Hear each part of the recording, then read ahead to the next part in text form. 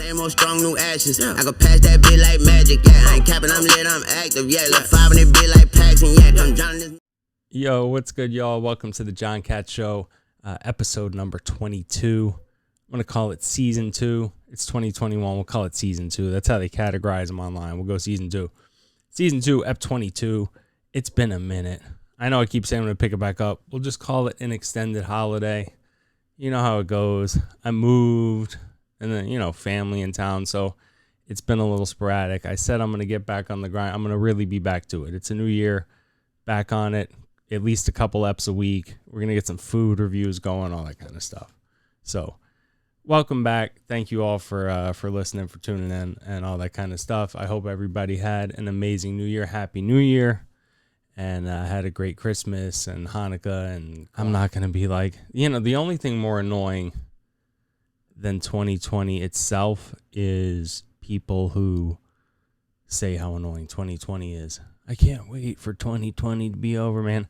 If I see another 2020 meme about the year being over, that'll be worse than anything that actually happened in 2020. I'll tell you the worst thing. I just said it on Twitter. This is not hyperbole or whatever. The worst thing that happened in 2020 is Kobe Bryant dying. Kobe died, back in January, the beginning of the year. It was like, that was the biggest news ever. And just to clarify, forgetting the politics now involved in sports, but I'm a big, huge. I was a Laker fan since I was a kid, and Kobe's my guy. My guy. That's what the kids say now, right? Hey, my guy. You gotta say my guy. Anyway, not in that context. He was my guy. Kobe's the man, dude. Kobe's the fucking GOAT. And I know he had the memorial and all that, but he didn't get a proper send-off. Should have been a lot bigger focus on it for a longer time. You think, oh, that sounds trivial or whatever. It's not trivial. Man touched millions of lives and, provided invaluable entertainment and all kinds of inspiration for literally millions of people all over the world. So it's not trivial at all. And in fact, if you look back in a few years from now, when Corona is gone or whatever, it's a seasonal mild thing that everyone has a vaccine for, whatever it is. And everything's, let's say back to all these huge things. There was, 2020. That stuff's all going to go back to normal. Kobe's gone forever. That man was going to do a million more things with his life and keep inspiring people. And it was just such a huge tragedy. And I was reading recently, and I'm sure a lot of people know that, luckily, I think a lot of people saw the Michael Jordan documentary, The Last Dance. I actually got my mom to watch that. It just shows how sports can transcend when you're talking about a figure like Michael Jordan and the Bulls, back in the 80s and 90s. I mean, who wouldn't be captivated by those stories and those interviews and those characters and Scotty and Dennis and Phil and all those people? But one of the reasons they were able to make The Last Dance and why it was so amazing, Michael Jordan had a camera crew following him around for that final season, the Last Dance season. Amazingly, they had a lot of footage you'd never think from earlier seasons. There wasn't cell phones and mobile phones back then. These were guys with like real big camcorder, especially in the 80s. And there's footage of them on planes and playing cards and in locker rooms. It's amazing that people took all that footage over the years and that they were able to then compile it so many years later that people still had this stuff. You figure it was on like VHS or what was the format they were using in camcorders back then. But in any case, Kobe, I think to his credit, I'm trying to remember if it was just the last season or the last 2 seasons, but Kobe also hired a camera crew, knowing his career was ending for at least the last season, and I think it was the last 2 seasons. And he gave them, unfiltered access to, the locker room and what they were doing before, during, after the games, practices, his life, etc., following him to and from the gym, to and from the games, because he wanted to actually make a documentary himself. And apparently before Kobe died, part of what he did was working on a lot, he was such a control freak about everything. So he was doing his own editing and all that type of stuff. So that he could put out this documentary about his career and about the end of his career. And he unfortunately died. And there are a couple people in his circle that are trusted enough, and his family and so forth, that have this footage. I'm sure it belongs to, Vanessa or whoever inherited, that type of thing. But so someone's going to make this amazing documentary. At some point, someone will be entrusted with it that would do it in, that the family will trust to do it tastefully in the way that Kobe himself would have done it. And obviously that'll then get, combined with some sort of, memorial type send off and feel and all that. But such a tragedy, and you really can't say enough. I've had the Kobe LeBron debate 10 trillion times, and the debating and I had a very recent conversation with a friend about Kobe and Bron and MJ and all these different people. And I just want to say this because it all goes hand in hand with what I was just talking about with Kobe, which is, only once a generation, couple times a generation, do athletes, and there's dozens and dozens of gifted athletes, but to be Kobe, the Mamba mentality, to be Kobe, to be Michael Jordan, to be Tiger Woods, to have that type of single-minded focus and determination to just be the best, it's such a rare thing, and it's such a privilege to be able to watch somebody do that at the highest level of whatever endeavor they're in. And I think people, when you say, well, what's the appeal to people, think, sports has like some Neanderthal aspect to it or low IQ. And forgetting all the politics that are in it now, because I love fucking sports. So fuck you guys for taking it over with your stupid social justice issues. I hate you all for that. In any case, the reason people are attracted to sport is because they like seeing people be great at something at the highest level and test those abilities against other great people. And every so often someone comes along where they have that in their soul where they have to be the best. They cannot settle for anything less. They cannot let anyone outwork them. I mean, there's endless story. I'm sure you all saw the MJ. Kobe. I was reminded of a couple stories recently, and when I tell stories on here, forgive me because I'm going off my memory. My memory's spotty at best, so forgive me if when I paraphrase a lot of this stuff, I butcher it. But a couple Kobe things, just to give you an idea who this guy was. One, he broke his hand at one point in his career, and I believe, and again, sorry with the timeline, but he broke his hand. He had surgery on his hand, and it was like the next day or something. He wasn't going to be able to practice or anything. I mean, he had like a cast on his hand. And one of the other players, I don't remember who, was telling this story, and he says, "Oh, finally, I'm going to beat Kobe to the gym. Like the guy just had hand surgery." Because Kobe's always the first guy in. You always hear that about the greats. First guy in, last guy out. Fine. So he shows up, and Kobe's already there. Didn't matter. Kobe was already there with the cast on. And they run the scrimmage, full court practice scrimmage. And Kobe can't scrimmage because he's got a broken hand. And he says they start the scrimmage, and he looks over, and Kobe's on the sideline with his own ball, one-handed, the day after surgery, just dribbling, playing the whole scrimmage in his head, like as if he's on the floor with his own ball on the sideline. And I think, and again, I don't remember who, but some kind of, I saw this recently. It was a journalist that was like following Kobe around. He wanted access to watch him practice with the team, he wanted access to watch him practice with his personal fitness trainer, I believe.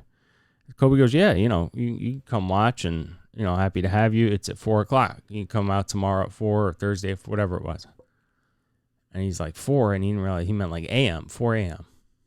So the dude's like, "I'm not gonna pass this up, just to get up early. That's fine." So dude gets there early, gets there like 3:30. He's like, it's 4. I got to get there 3:30. He says he gets there 3:30. Lights are already on. He hears dribbling in the gym. Kobe's there at 3. The thing was at 4, but Kobe's there at 3 doing warm-ups by himself for an hour before his trainer shows up. So he just puts in an hour by himself. And the guy said he was doing the most basic drills, like the stuff. This guy himself was like an elementary or little league coach, or he said it was the same drills he teaches like middle school kids or elementary kids. He says Kobe's just doing the most basic drills. He goes, "What are you doing?" Kobe goes, "You can't get too good at the basics." So here you have a dude who's known as the best player in the world. He's won championships. He's making hundreds of millions of dollars, endorsements, everything. And he's showing up on his own will, his own volition. No one's for. He's showing up with his own trainer. He's getting there at 3 a.m, and he's doing basic drills. And then he's working out for like 2-3 more hours with this other dude. And then he goes and does like the full day of team practice with this, which is like most of the guys, that's all they're putting in. So, and by the way, this isn't to knock other guys, because this is the conversation I was having with my friend. And my friend was saying, a lot of people need a balance in their life. Maybe they wouldn't even be able to play that well if they didn't spend time with their kids and their family and all that. And that's probably true. If you're the 10th guy on the bench for the Bulls, you come in every third game and play 8 minutes. Maybe realistically you could never be MJ or Kobe. That's fine. But yeah, it wouldn't make sense for that guy to dedicate his life in the same kind of way if that's not a realistic goal for that person. But there are probably a couple guys a season in every sport that if they had that mentality, they could be all-time greats. And they're not all-time greats because they don't have that mentality. And for the record, listen, LeBron will never be that guy. I don't care. He doesn't have that makeup, and that's everything. What does he do better than Kobe other than pass? He's a better shooter? No. Better defender? No. He rebound? He's a big body. Listen, that's why I put Bron in the same category as like a Shaq, and I don't mean that from a stylistic standpoint. I mean that both guys relied so heavily on their physical, God-given ability. Kobe is 6'6", 200 pounds. Everyone in the league is 6'6", 200 pounds.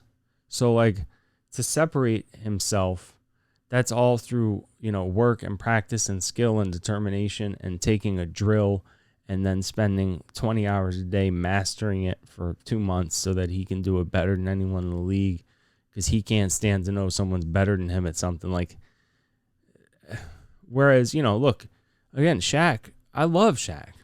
Shaq was Shaq was competitive and he loved to play, but he didn't have that single-minded, crazy obsession. He was 300 pounds and moved like no one his size ever until he got too out of shape. And then still, he was just such a brute fucking, and he was smart. He had good basketball IQ. He had amazing footwork. Bron too, right? No one ever came into the league Bron's height and weight. They said he didn't even lift weights out of high school. He came straight out of high school, 6'8", 225 or something. Run like a freight train, jump like I'm not knocking Bron for having that ability. What I'm saying is Bron could have been known if LeBron James actually had the Michael Jordan, Kobe Bryant mindset with what his body gave him, you actually wouldn't even be able to argue he would be the best ever by a mile, and he'd probably have 10 rings by now. He probably won 10 in a row. Like, give Kobe Bron's body. All right, so that's enough Kobe. I'm not doing a political show today, as you can tell. I'm just talking about all kinds of random stuff. I got some listener topics, by the way. I got some great topics from a couple people on Twitter. A lot of topics from one person. So that's coming up. Just to touch on the politics. What is it? What's today? The 4th, the 5th? I don't know. In a day or two, the Electoral College meets to certify these votes.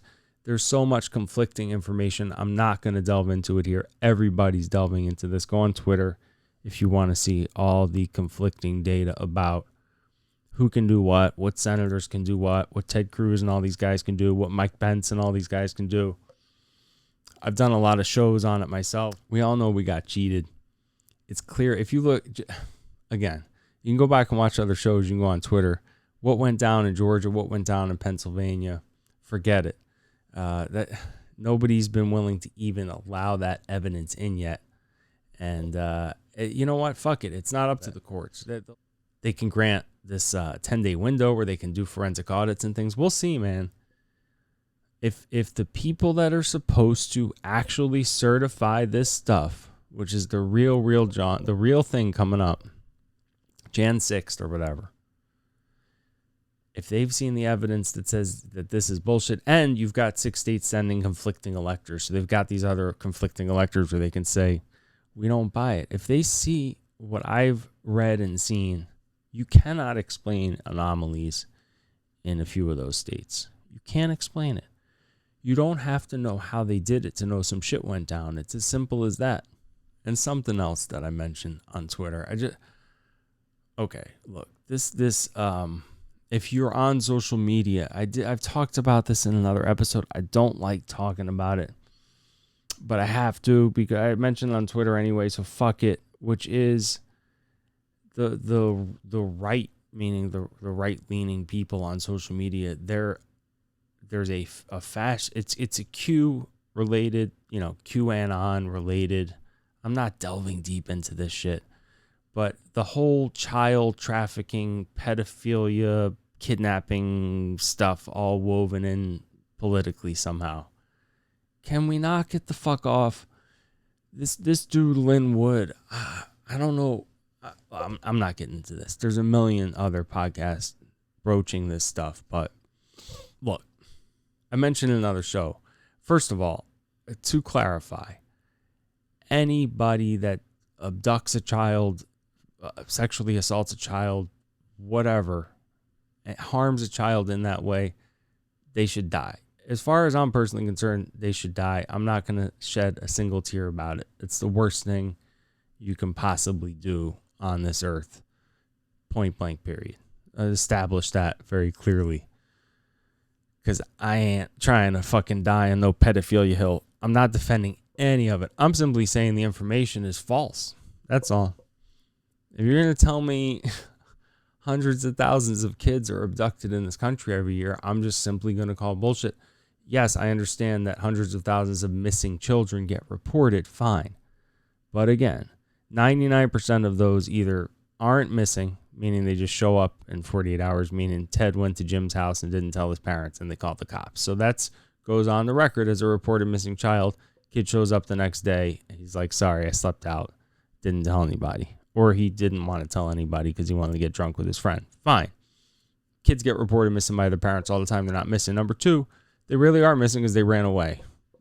Kids run away all the time. Number 3, the most common is, what did I just do? The European 3. That's how did you guys see Inglourious Bastards? That's how, see? I've been practicing. So if I'm ever in a Nazi basement, they won't know I'm a Jew because I got the Euro. I got a fucking cord here. I got my cord tangled in my shorts.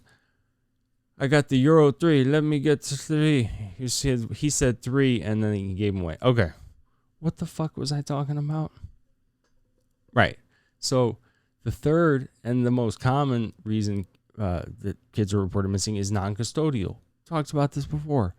Meaning someone that doesn't have, custodial rights to the child, taking the child without permission. A father who's separated from the mother or divorced from the mother, or an uncle or a grandpa. And yes, those people do commonly abuse these kids. Don't get me wrong. So, if you're talking about, creepy Uncle Freddie taking his 15-year-old niece from drug addict mama that doesn't care and abusing her, that guy's a demon and that's a crime and it should be a statistic. But then it's not what people are really talking about on social media. So they should just make those distinctions. And look, people do. Some woman replied to me fairly, and she said her niece was abducted by a stranger in Texas, and she sent me the article, and she was recovered a few days later. Look, so that does happen. I'm not saying it doesn't happen. But now they're talking about blackmailing Supreme Court justices. And look, the reason I'm bringing this up and even broaching this subject is because I care about our country and I care about who becomes president and I care about what we stand for. And we look ridiculous, man. Sometimes we look fucking ridiculous. And, if people think that we're going to be hauling off politicians in handcuffs and charging them with sex crimes, I'm the first one to say that every politician's corrupt. And if you really investigated any of them in a real way, you could probably prosecute at least, I shouldn't say prosecute, you could probably indict 90% of politicians if you actually tried to indict them with some sort of special, prosecutor, special investigation. But even criminally minded people, nobody's putting up with pedophilia. You would hide a body for your friend before you would cover up them fucking with a kid, abducting a kid. The same we go with Hollywood. We go, all these Hollywood actors. I agree that most of them are liberal soapbox pricks, and a lot of them are creepy, and a lot of them have done shit to women and teenagers and stuff. I'm not saying that, but I don't care who you are, man. You could be a stone cold killer, and if you found out someone you knew took a 3-year-old or something and did stuff to them, you'd either murder that person or you call the police. Like, nobody puts up with that. That's like a very individualistic sickness. You know what I mean? These pedophiles, they operate. It's not like there's a bit of, is there groups? That's like groups of pedophiles. Is that a thing? Groups? I know you go, the priesthood. There's a gazillion in the priesthood because they're all attracted. But do they do it in groups? It's like one-on-one, right? Like, it's like, are there groups of serial killers? Look, you could probably tweet me some example where you go, look, here's 3 people. I'm sure there are people that participate in child trafficking. And outside this country, it's rampant, dude. It's rampant. I'm not talking about South America. I'm not talking about Africa. I'm not talking about Asia. Because there are countries where kids are, people and kids, everybody is trafficked. And I'm not saying people are not trafficked to and from this country. And there's certainly people trafficked into this country. That for sure is going on at 1,000 times more a clip than people getting taken and trafficked out of this country, which is extraordinarily rare. Because look, if hundreds of thousands of kids were really going missing from strangers every year, the parents would be on TV. They'd be on the news every night going, please bring Timmy home. Please. I mean, they don't exist because they don't exist. It becomes a huge national story when it happens. It becomes Elizabeth Smart or whatever. So just a perspective. But the point is, we have an actual logical argument to win. If you need some pedophilia ring from some right-wing psyops to explain to you why you need to lean to the right or be against the modern Democrats or modern liberals, like, you already lost, man. Open a book. Like, if you educate yourself a little bit on the issues, you can't help but lean to the right or lean libertarian or something and not want government intrusion in your life. So, like, you need more motivation than that. Trust me, I'm not going to call people out where I have no business doing it, but I've followed, even before I was active on Twitter, I followed it very closely. And I read a lot about a lot of who's behind a lot of the psyops on the right side. And these are people that don't ever get mentioned. So I'm not going to mention them here. But their whole intent is to push. This isn't Russian disinformation. This is U.S. disinformation. They're using people to get you riled up. It was Pizzagate and other stuff in 2016. It's the same bullshit now. And their intent, you know what? I'm not going to get into it. The point of me bringing it up is be smarter than that. The Constitution dictates what the winning argument here is. People can rally together and do the right thing, whether it's January 6th, whether it's January 20, whatever it is. We don't need to we lose credibility. You don't want to lose credibility. You don't want to look like an idiot when you're trying to win and historically you're trying to protect and save the republic and you look like a moron. For the 1,000th time, I've said that I'm not going to get political, and I got political, but I'm moving on. I think I'm already I think I'm approaching how long I wanted this show to be. I didn't even get into the issues yet, so I don't know. Maybe I'll break this thing into 2 parts. We'll see where it goes. I'm just going to keep ranting. Let's get into some listener topics here. As always, hit me up on Twitter if you want me to talk about anything. You have any questions, topics you want to discuss. So this is from Olga on Twitter. Thank you, Olga. Olga wrote 5 or 6 great points to discuss. So I'm going to try to hit them all real quick. I say real quick. So buckle in, because real quick for me, who the fuck knows? But from Olga, thank you for the topics. Olga, I appreciate you on Twitter. And so let's see. I'm gonna read all these points first.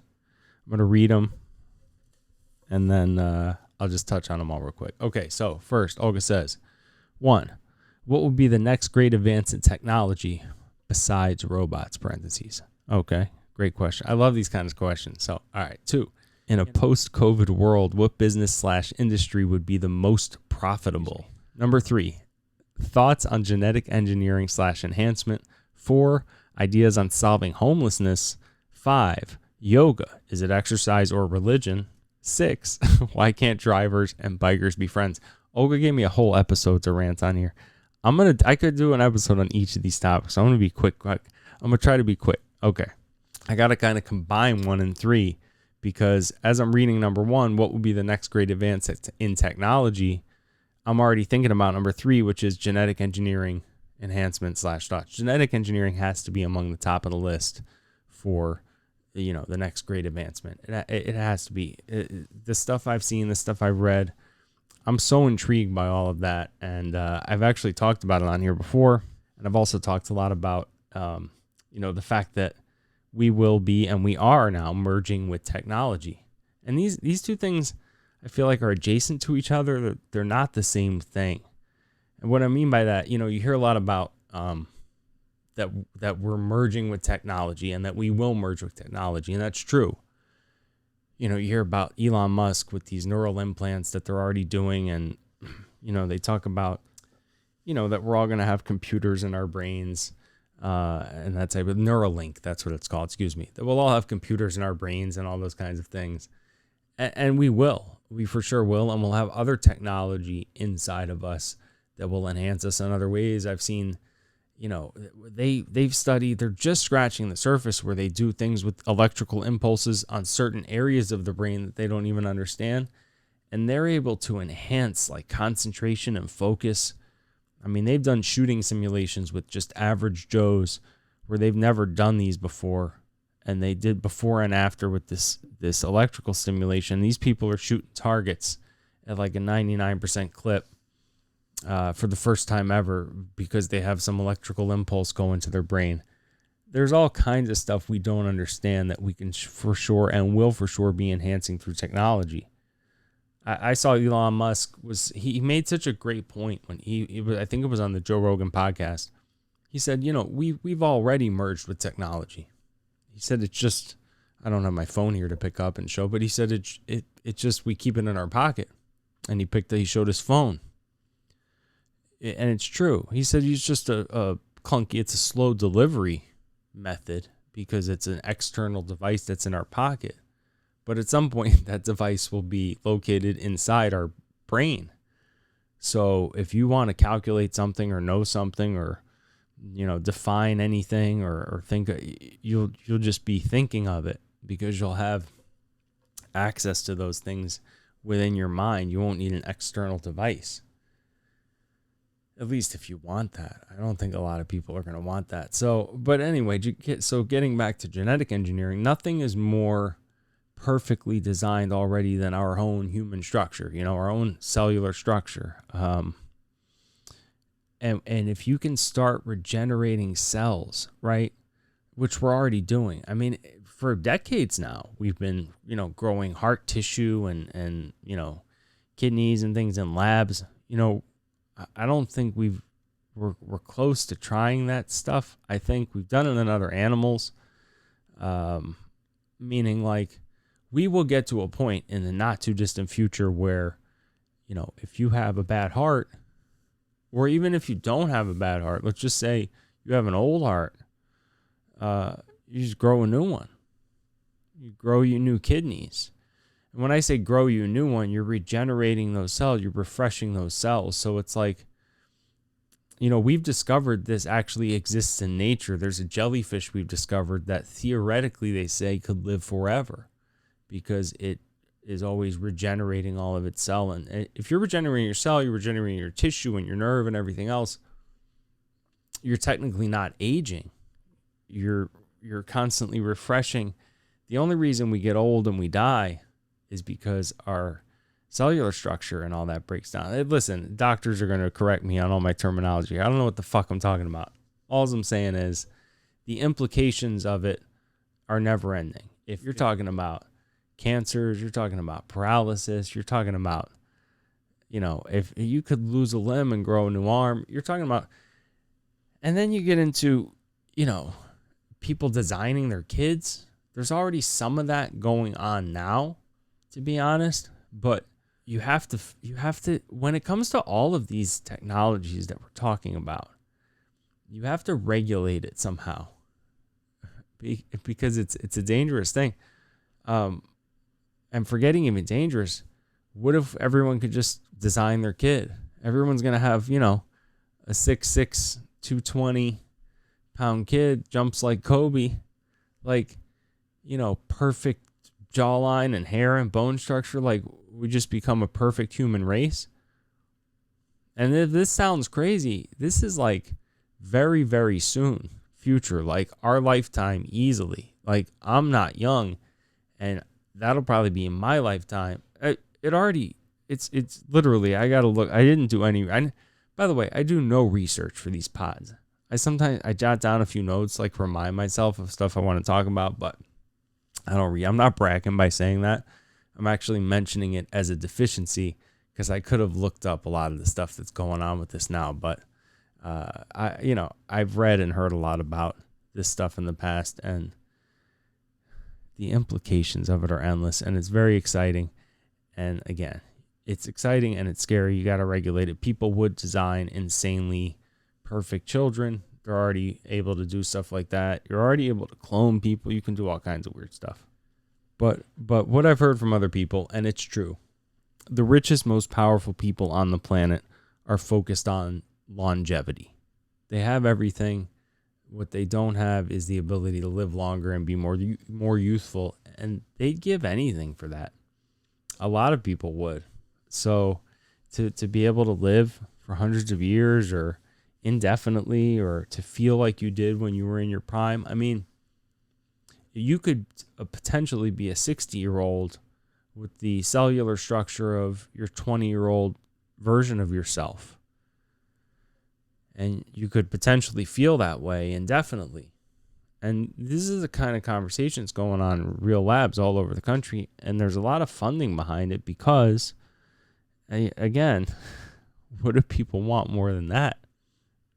The implications are just endless. But you think about the fact, and I've talked about this before, but we've only been there here on this planet. The human race has only been here just a minute. You always hear that analogy, if you have a football field, which represents the timeline of the Earth, which is what, 4 point something billion years old, I think, that the human race would be one blade of grass on this 100-yard football field as far as a ratio. So we've been here a second. I mean, dinosaurs were here. They lived on this planet for 165 million years. We've been around, like, maybe modern human, like 200,000 years, but like just our advancements in very, very, very, very recent history. So you look at life 200 years ago, 1820, right? Life in 1820, 200 years ago, was far more similar to life 2,000 years ago, in Jesus' times, than it is similar to today. I mean, in 1820, there was no electricity. They were just like building railroads, right? So forget the railroad. People got around on horseback and grew their own food and killed. I mean, like, in any case, so we've only been here for a minute. Now imagine, now that we have all these technologies, right? Imagine if we're here another 100 years, another 1,000 years. Imagine another 1,000 years from now. Now, 10,000 years. What about 1,000,000 years from now if we're still around? What about 165 million years from now, like the dinosaurs? So, like, at some point, we're going to become some other... I think at some point soon, we're going to be some other version of ourselves. I believe within the next couple hundred years, will almost be like a new species because of the genetic engineering, because of the merging with technology. The technology stuff I view as more of like enhancements, right? So like the brain activity stuff, or where we can link into all these different neural nets, and like that's an enhancement, or it'll give boosts to certain things. But I don't think you're going to replace our parts if you have a way to just regenerate them at will. It wouldn't really make sense. You can use your own DNA, use your own genetic code. Why wouldn't you? I could talk about this for look. This is a very intriguing subject. I mean, theoretically, again, people could live forever just like the jellyfish, and this is not something that's that far off in the future. The other couple things I'll mention as far as technological advancements, for sure, you hear a lot about artificial intelligence, and I don't mean that from robots. You said robots. AI just, that can exist in the net, in the ether, in a computer, whatever. It doesn't have to be, people think of it as like a robot, like in Terminator 2. I don't think that's what you meant either, but yeah, to build something that can actually think autonomously, truly autonomously think. And again, Elon Musk went to Congress to like beg them to get involved in regulating artificial intelligence. He's like, they didn't listen to me. It's almost too late now. I mean, he makes it sound scary. Elon's like, look, when it comes to AI, I can't tell you if it's going to be good or bad when they figure it out, but I could tell you that it won't be up to us. If you create truly autonomous technology that has access to, within a few seconds, it's going to be thousands of years more advanced than the human race. I heard somebody say, like, why would it even stay here on this planet? Like, it would just leave. Any type of artificial intelligence that's able to tap into the technology that we've made available to ourselves, that we have to labor over with the most intelligent people in the world, and they have to study and study and study and study. I mean, like this genetic engineering thing, right? You can almost, it's funny now because I hadn't thought about this, but if you create AI, true AI, you're going to solve genetic engineering. The AI would solve the genetic engineering puzzle for us within 4 milliseconds. You know what I mean? Like the technology that we've made available to ourselves is a puzzle to the human mind. So sure, we have computers and stuff, but we're using them to still crunch data. Those are still our formulas. Whereas the AI would be creating its own formulas. The equations that the AI would kick out would be more advanced equations than our most advanced mathematicians had ever even dreamed. And that would be within the first 30 seconds. So every single field, if they chose, again, if it's autonomous, then I don't know. Is it benevolent? I mean, that's the $50 billion question, right? Is it why would it do us harm? I don't know. It wouldn't be sadistic, right? Just go let me kill all these people. There's a lot of interesting scenarios, but you don't want to just unleash and you certainly don't want probably other countries unleashing some sort of artificial intelligence on the world, because there's just too many question marks and nobody would have control over that. So I do hope that some people address that, to be honest with you.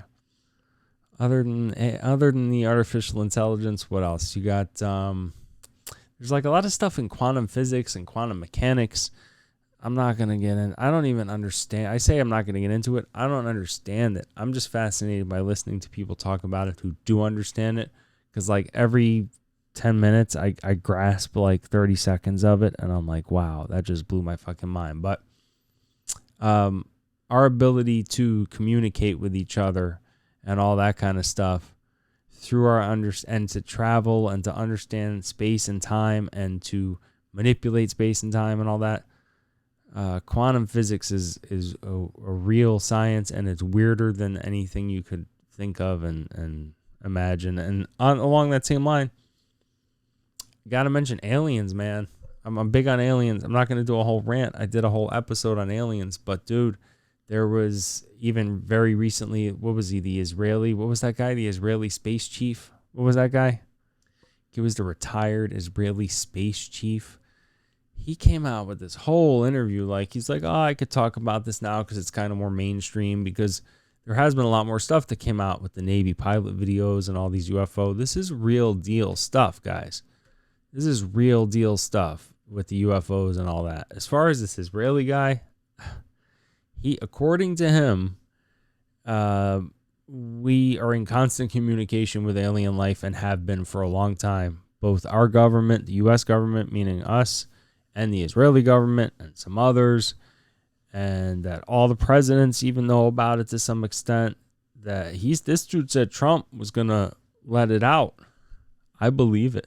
He said Trump was gonna. A lot of people do want to declassify it on the right and left, but he said Trump was gonna let it out, and that the alien. What did he call it, man? Like a alien federation. I've always said we're probably part of some federation. You know, like it would just make sense the way that beings and stuff and humans. It could be other humans. You know, future humans, like we were just talking about, that have evolved into something else. Maybe they populated us here. So many possibilities, but who doesn't colonize? So it makes sense. We wouldn't just be floating out here. Somebody would have claimed us, and why would they want to do us harm? You know. If they have the ability to travel throughout, like, what do they need our little planet for? They got trillions to choose from. But anyway, the space chief, he said, we talked to him, they talked to him.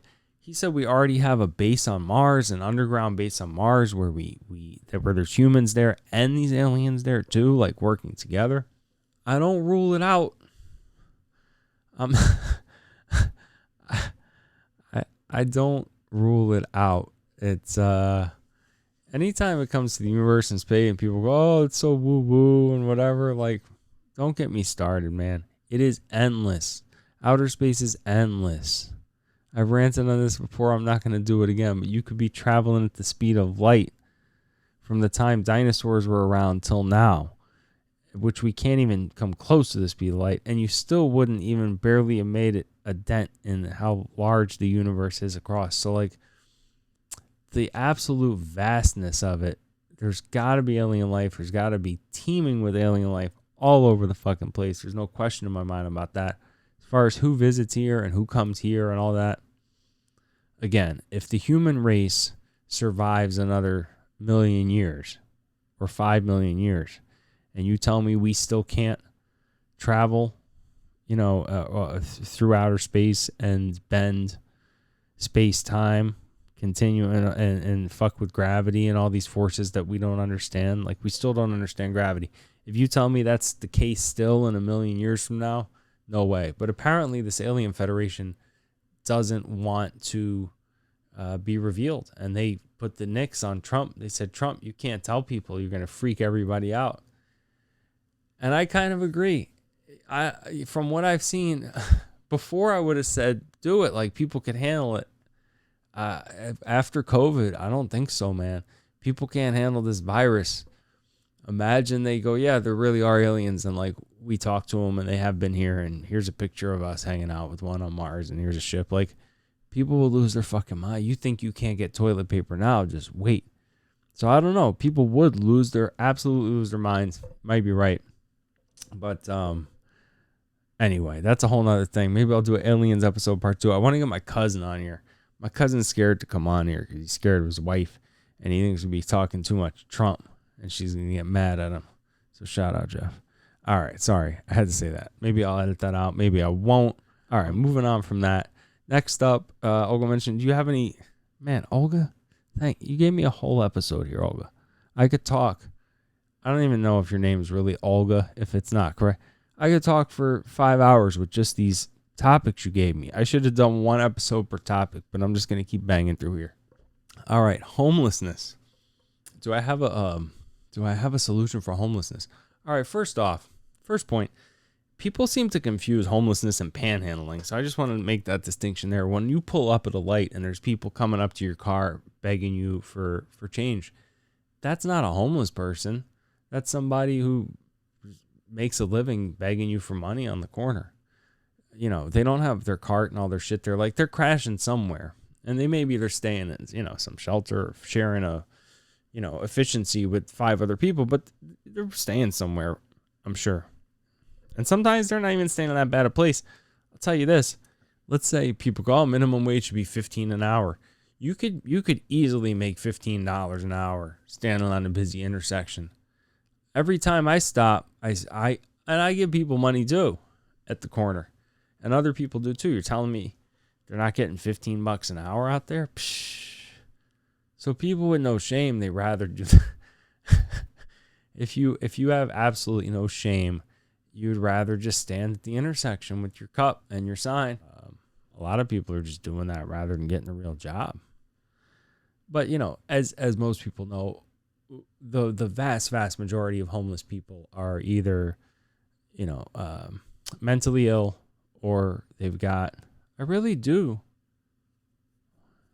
the European thing, man. I never noticed it.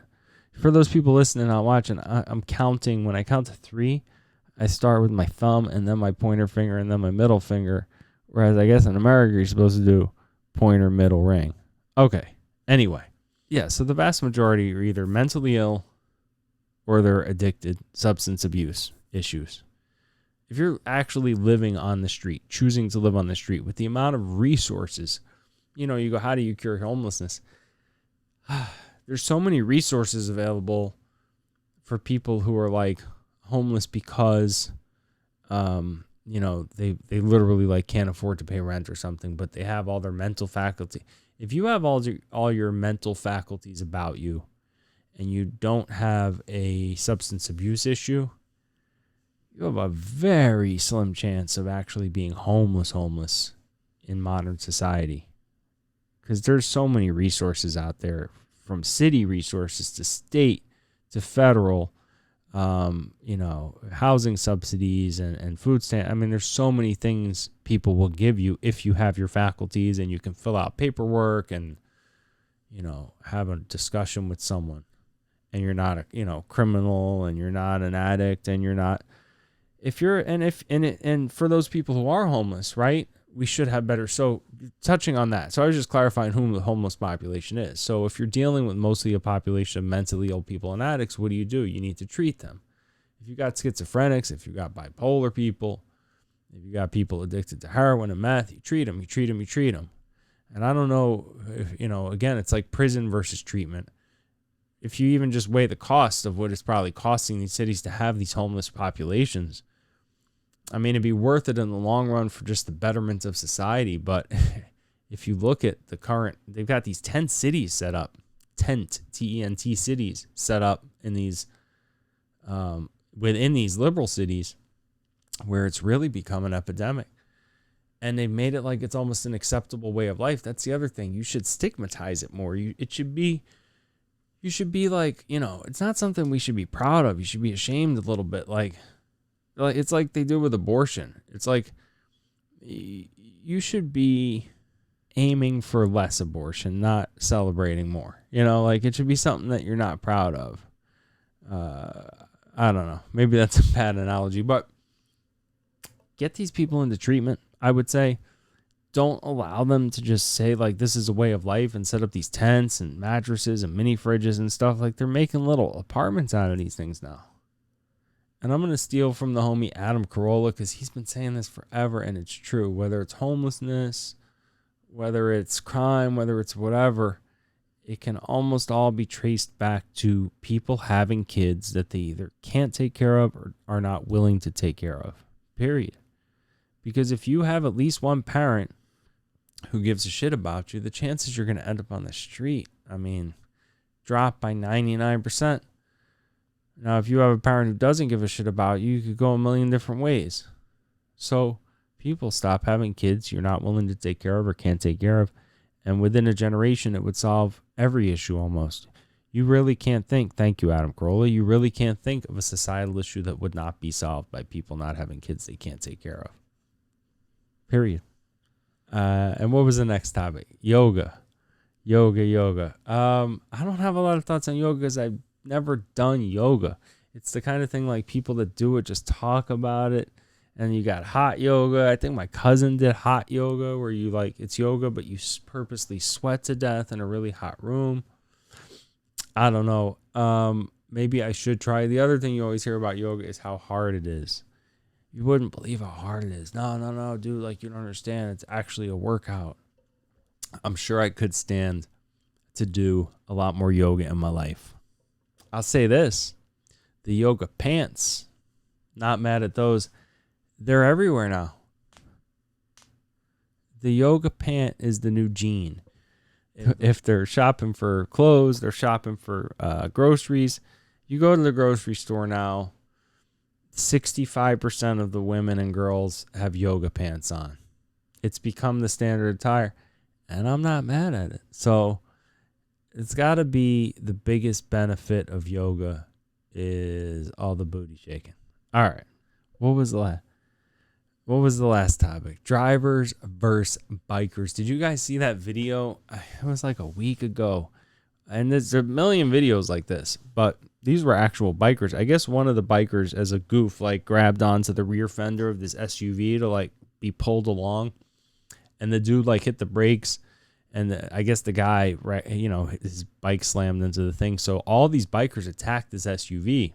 I guess the guy had like his elderly mother in the passenger seat. And these kids, I say kids, I don't know if they were teenagers, 20-something-year-olds, maybe a mixture. They're jumping all over this SUV, smashing the windows, jumping on the hood, kicking the hood, throwing their bike into the windshield, smashed the windshield. And the guy's just sitting there in his SUV, and I'm like, dude, you got to fucking hit the gas there. Like, I'm not saying you got to run over kids' heads, right? But come on, hit the gas. One, if you just start idling out at 5 miles an hour, right, they're going to get out of the way. And if they don't want to get out of the way, that's on them, right? Then they deserve to get run over because they're just, that's suicide at that point. You're rolling through slow enough, these kids outside. And just bump them, man. Hit the gas, hit the brake. Give them a little bump. Boom. That's all. A little bump, never hurt anybody. You don't have to keep going. And then hit it in reverse or back up. I couldn't understand why the guy's just sitting there. But I feel like bikers, cyclists, I hear about a lot of, and I see a ton of videos of cyclists and drivers and road rage and all that. Just entitlement, man. It's no different than everybody road raging in their cars. And you just see that. First of all, if you're out biking and you're like an adult and you've got all the gear on, come on, man. Who are these dudes with the gear? Like, unless you're competing in races, if you got the shorts and the vest and the fucking helmet, like, bro, I could see, look, people do bike for exercise or whatever. Just be cool. I could tell you this. When people bike, they stare. I mentioned this before.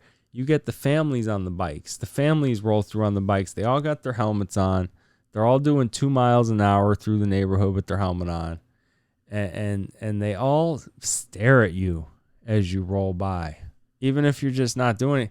They love to I don't get it. These are the same people, by the way. If you're walking and they're in their car, they stare at you then too. People are just miserable.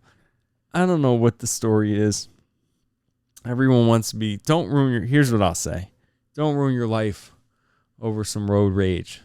It sounds rich coming from me. I say a lot of shit in the car. I get frustrated with people being stupid, but look, I'm not trying to ruin my life or someone else's life over getting somewhere 10 seconds late. But if you've got a mob attacking your car and breaking your windows, don't get dragged from your car and soccer kicked in the head by 8 teenagers and put on YouTube. Just fucking hit the gas. Just hit the gas. Everyone's got everything on video now. No one's putting you in jail for that. Is there a city or state in the country where if people are jumping on your car and breaking your windows, you're not allowed to gun it? Come on. All right. I think that I'll move on from that. Thank you again, Olga. For real, you gave me an entire episode. I don't know how long this episode is now. It's long. It's like my longest episode ever. Olga, thank you. I appreciate it. I'll see you on Twitter. And let's move on. I got one more question this is from Kathy, also on Twitter. She said, tinnitus treatment. tinnitus, meaning ringing in your ears, tinnitus treatment available in Ireland and EU, but FDA is still thinking about it. She linked an article about that. She said, I'm planning on going to Ireland after the virus. Now I'm definitely stopping in Dublin to get this treatment. Does the FDA really help? You know, this is interesting. I've heard this about other stuff, not just tinnitus and treatments being available. I've been hearing this forever. People have to go to these other countries to get these experimental treatments that are available in other places and other countries and continents, and oftentimes not even experimental. They're variations of other medications we're already using, other treatments we're already using. Dana White, I remember, also an ear issue. He had the UFC CEO, president, CEO, whatever, founder, or I don't know. He used to be co-owner, not founder. Anyway, he has Meniere's disease, which is an inner ear issue, and you always have vertigo and your equilibrium's always off, and it was like ruining his life. He went and got some experimental treatment in Germany at the time. It was Regenikine or one of those blood cycling ones. And again, we do stuff like that here, and that one is actually, I believe, now legal here in this country, but at the time it had not yet been approved. Only other versions of it had, and it was some clinic in Germany that was doing it. And Dana went there and got this blood spinning process done on his inner ear, and he said it cured him. And I think he's done it a few times since. I think Kobe went over there and did something on his ankle. I think Tiger might have gone over there. You know, these are guys that, you're talking about, you know, athletes and stuff that were doing it. They need their bodies more than anybody. It was obviously something to it, but I've always said this about the pharmaceuticals and treatments and drug approval and how long it takes to make stuff available to people that need it, which is, and this is the reason why pharmaceuticals cost so much, and require so much R&D, and they say it costs an average of $1 billion just to bring a new drug to market, which is, you not only have to prove that it's not harmful, that it's non-toxic and won't kill you, then you have to also prove the efficacy of at least, and you can still do off-label prescriptions and treatments for something once it's on the market, but to actually come to market, it has to be proven as effective at least for the one treatment. So, you know, you take something, in my opinion, and a lot of people feel this way, is once you prove it's below the threshold of side effects and that it's not going to kill anybody, at that point, sure, if you want to keep doing R&D on the efficacy, keep doing that. But at that point, it should be, if the indicators and why you created it, it will work, at that point, it should be available. Once you prove the non-toxicity aspect, because why delay it for 2 more years? The free market is going to dictate the efficacy. If it doesn't work, doctors aren't going to prescribe it. If it's not helping people, nobody's going to take it. So the fastest way to prove the efficacy is just to put it on the market. And A, you're going to cut the costs of the treatment or drug in half. And then B, you're going to get it out a lot sooner. It's like a win-win-win-win for everybody. So yeah, in a lot of ways, a lot of this, and it doesn't apply what I'm saying across the board, but for certain types of treatments and things, it's a no-brainer. And it is a good example of where overbloated government, the FDA, the bureaucracy of that, it hinders us, and it hurts people's health, and it hinders our progress. And it makes things, look how fast when we needed to, we got this vaccine out. It was really like a 6-month process, basically, from the time they started doing the R&D on this vaccine to having an actual vaccine that worked. 6 months. And it takes like 5 years to get these. I don't know how long it's taken this tinnitus improvement that Kathy's talking about. I guarantee you it's not 6 months. They've probably been trying to get this thing FDA approved for a decade. So yeah, when it comes to almost anything, my answer is always going to be get the government the hell out of the way.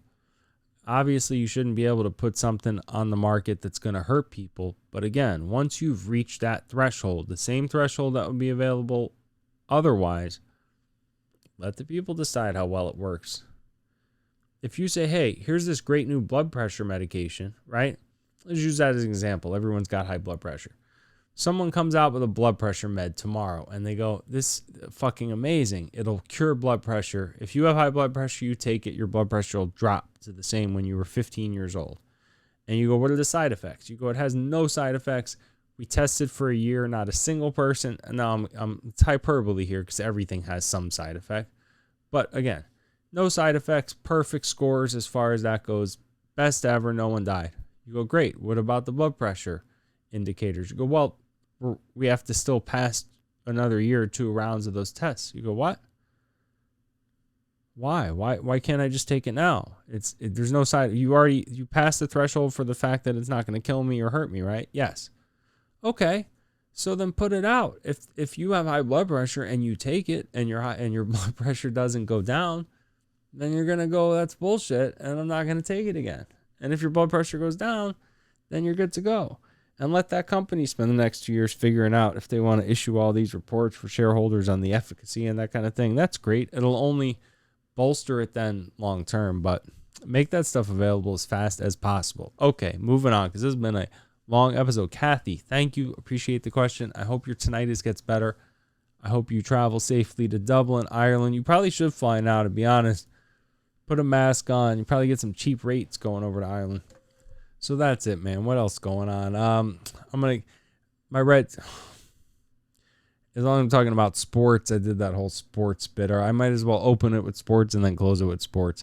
The Redskins, I will always call them the Redskins because they are the Redskins. By the way, couldn't they have just waited that out, that whole 2 months of George Floyd and all that stuff where everybody had to get rid of Aunt Jemima and all those people? Like, they've been trying to change the skins since I was a kid, bro. They just had to wait it out. No one cares about it anymore. It's not the topic right now. They could have just held off and still been the skins. Again, the social justice political aspect of sports kills me. Football is a great sport. I've been a Redskin fan, followed every fucking game since I was 1985. I don't know. I've been following those guys forever. And it makes me not want to watch. But they made the playoffs with 7 wins. They won the NFC East with 7 wins. So sad. Saddest division I ever saw. So good for them, man. They got a good D. They got an underrated running game. See if McLaurin's healthy. I don't even want to watch. I barely watch any games. It kills me. It kills me, man. I don't know what else to say about it. Anyway, that's it for now. I really hope you guys had an amazing New Year. I hope you haven't broken your New Year's resolutions yet. So, what is the deal with resolutions? People do those. People stick with them. You need a day to tell you to be a better person. I think it's good. Or maybe it's not. Who knows? Hit me up. Let me know what y'all think about New Year's resolutions. And be like Kathy and Olga and give me a lot of questions to talk about next time. I'm better when I got a question. Then, just see me revealing my insane mind and rambling on whatever I think I should talk about. All right. So, yes.